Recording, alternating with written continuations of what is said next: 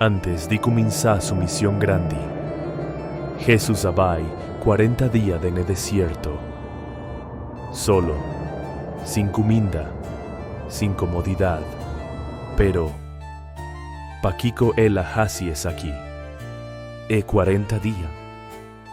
Aquí tabata un tiempo para preparar su corazón y mente, para purificar su espíritu y pone su voluntad totalmente en man de Dios.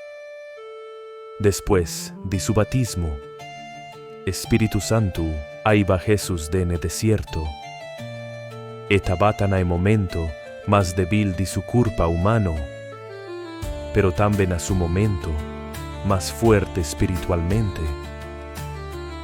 Abel apurba Jesús con tentacionan, converte piedra en pan, vira bomes pa mí y bolo tin poder.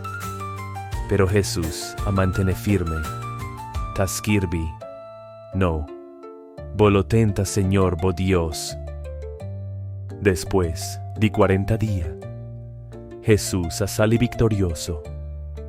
Su ayuno y oración a fortalece su conexión con Dios.